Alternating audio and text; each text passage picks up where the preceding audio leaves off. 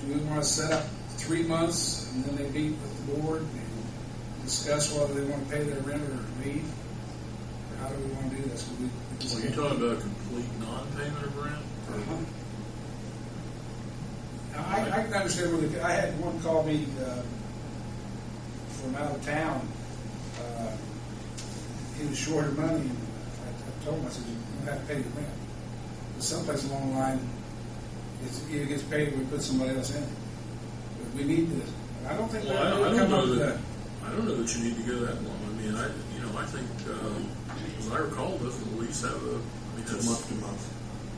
It's month to month. 30-day notice. You don't pay the rent for a month, boom, you're gone. That's the way anybody else would do it. Yeah. You'd have the legal ability to, because it's a month to month. But I guess Wade knows how to bring forward and handle that.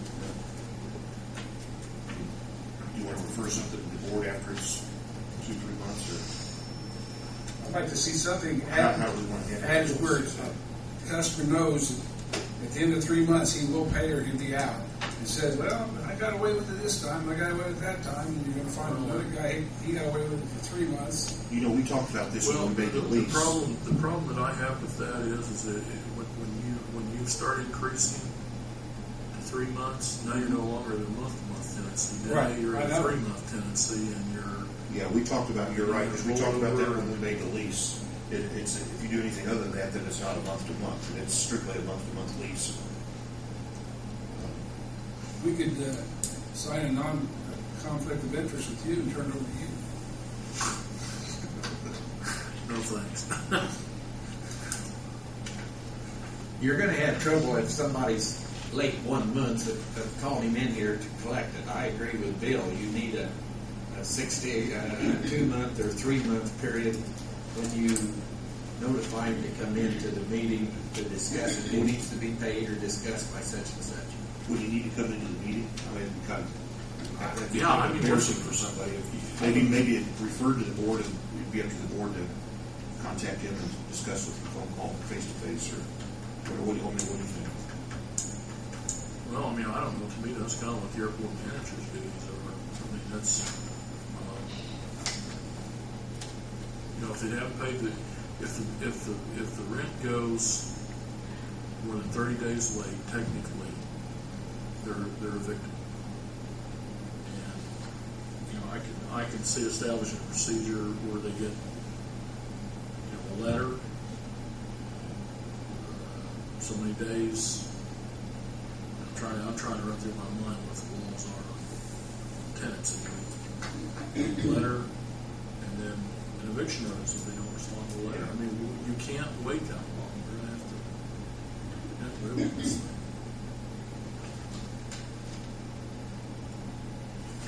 What Bill's asking is what procedure do we want to follow that after? Can we put something in that will say that at this point in time, 2 months you'll receive a letter, 3 months you're out, so that the airport manager can Not in the lease. in the agreement or send them a letter or something? Because again, the lease is 30 days, so 30 days. Yeah, I still have a problem extending that because I think once you start doing that, then there are arguments to be made that you've now made it, a different lease or. I think the 30 days should be. That doesn't mean you have to oust him in 30 days. It's just that you have that. No, once you start putting it in writing and so on and so forth. But doesn't this kind of say that 30 days, okay, we'll fine you 10%? Does that mean come the next month and then wait again, just another 10%? No, I don't think so. I mean, I don't have it in front of me, but I think the intent is that if you're late, you pay a 10% late fee. But I don't think that shouldn't carry over if you.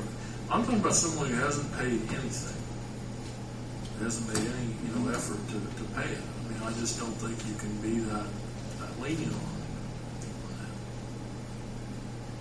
that. Now, this may be different because you're not evicting someone from a home, but still, those. Well, what we're talking about is procedures. If someone's 2 or 3 months late procedure, we go talk to them and just see what situation they're in. Maybe they've been sick, or maybe they need a little time to catch up, or maybe I guess I can see being somewhat sympathetic, but I mean, well, it's not a matter of sympathy, it's a matter of sorting things out. well, but you know, if you've got a waiting list of people ready to move in, and what I'm getting at is that, you know, if you're not paying your rent for 2 or 3 months, you shouldn't be renting it. I mean, it's just as simple as that. I mean, we need the space. We need to get somebody in there who's going to pay for it. And we don't have the luxury of sitting around, you know, letting people get away with not paying the rent.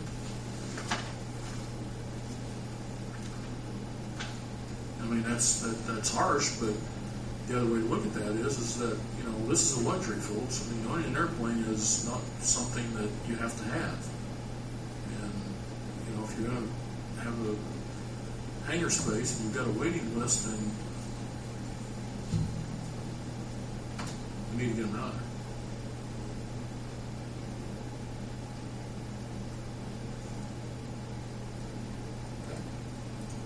Well, we write a letter of direction to the. I mean, I don't mind sending a letter to someone. Well, I mean, to the airport manager. Tell him that this is the steps to follow. No, I think that's what needs to be done. Yeah.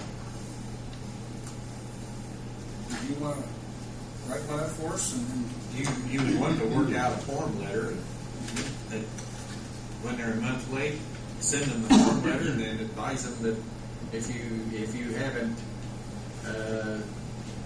received conference or if it hasn't been settled one way or another by within the next 30 days, well, they'll be evicted. This gives them 60 days, then basically. So, I mean, well, the other thing is too is we probably should have some kind of a form letter that goes out there. What's the late fee? What is the late fee? 5 days. The 5th. We need to have a letter that goes out to people that says you're more than 5 days late on your rent. You know, the late fee is now due along with full payment of the rent. And then if you don't get it, into that 30 days, they'll send a letter advising you that they're more than 30 days late. If it's not brought immediately current, then we'll have no option but to take steps to effect. So you're in favor of having just a hard, rigid system? Well, not necessarily. When you take care of it in the next 30 days, in other words, there's a hard, rigid system that in 30 days you send them the form letter. If it's not taken care of in 30 days, they'll be evicted. Well, in the taking care of it, they can come talk to you or Bill or the board and say, look, I'm in a little trouble. I can give you $100 now and $200, and we'll say, okay, we'll go along with it. That's taken care of. I mean, I don't know. I agree with Carol. I don't know that we have to have it. But I mean, I do think the letter should be sent so that it starts the process, I guess, Okay. for lack of a better word. I make a motion that we have our esteemed attorney write a form letter to send to the Which is tenants attorney at here. the end of 30 days informing them of this. As much as I hate to say this, we probably, because this is one of the problems we run into being an attorney, being on the board. I should not act in the capacity of an attorney on the board. We do have a board attorney. Don really should take care of that. And Don can, you know, and also Don can also give us the advice as to what dates and whatever we should be doing. But I do think I agree with Bill. You could probably go to the city attorney instead of Don and save yourself $500. I have no idea what the city attorney gets. Huh? I said I have no idea what the city attorney gets paid.